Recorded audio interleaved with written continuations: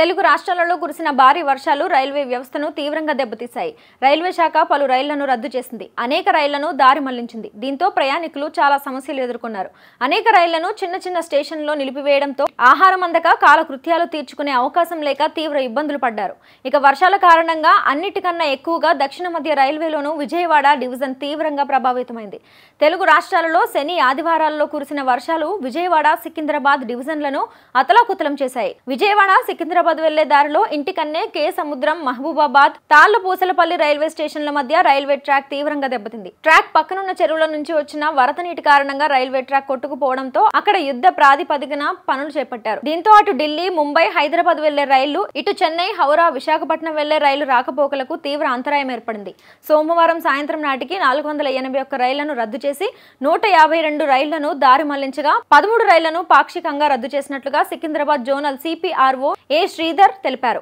విజయవాడ డివిజన్లోని రాయనపాడు దగ్గర కూడా ట్రాక్ పై నీళ్లు ప్రవహిస్తున్నాయి. మహబూబాబాద్ వద్ద ఒకే రోజు 40 సెంటీమీటర్ల వర్షం కురవడంతో ట్రాక్ కొట్టుకుపోయింది. కే సముద్రం స్టేషన్ లో నిలిచిపోయిన సంఘమిత్ర రైలు ప్రయాణికులకు స్వచ్ఛంద సంస్థల సహాయంతో ఆహారాన్ని అందజేసినట్లుగా తెలిపారు.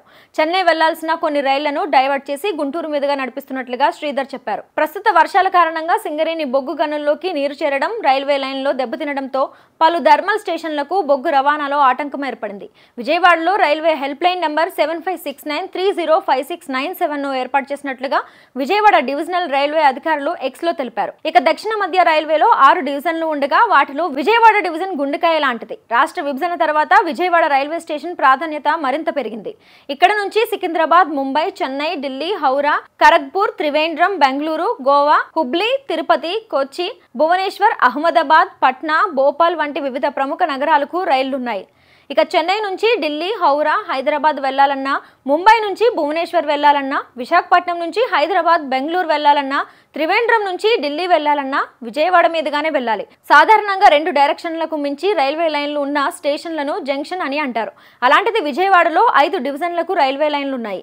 అవి కాజీపేట, సికింద్రాబాద్, ఢిల్లీ రూట్, గుంటూరు, చెన్నై, గుడివాడ, విశాఖపట్నం, విజయవాడలో 10 ప్లాట్ఫామ్లున్నాయి. రోజు ఎక్స్ప్రెస్ ప్యాసింజర్లు కలిపి సుమారు 250కి పైగా రైళ్లు ఈ స్టేషన్ మీదుగా వెళ్తున్నాయి. ఇక కృష్ణపట్నం, కాకినాడ పోర్ట్లకు సరుకు రవాణాలో విజయవాడ డివిజన్ కీలక పాత్ర పోషిస్తోంది. ఈ డివిజన్ లో డీజిల్ ఇంజన్లు, ఎలక్ట్రిక్ ఇంజన్లతో నడిచే రైళ్లు, డీజిల్ ఎలక్ట్రిక్ మల్టిపుల్ యూనిట్, అలాగే మెయిన్ లైన్ ఎలక్ట్రిక్ మల్టిపుల్ యూనిట్లు నడుస్తున్నాయి.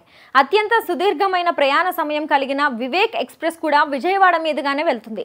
ఇటీవల కాలంలో విజయవాడ రైల్వే స్టేషన్ పై ఒత్తిడి పెరగడంతో రైల్వే సంఖ్య పెరుగుతున్నా ప్రస్తుతం ఉన్న స్థల పరిమితి రీత్యా ప్లాట్ఫామ్ల సంఖ్యను పెంచడానికి ఆస్కారం లేదు. ఇక హైదరాబాద్ విషయానికి వస్తే నాంపల్లి రైల్వే స్టేషన్ తో పాటు సికింద్రాబాద్, కాచిగూడ ప్రధాన స్టేషన్లుగా ఉన్నాయి. ఏదైనా ఒకే స్టేషన్ పై ప్రయాణికుల ఒత్తిడి కొంతవరకు తగ్గుతుంది.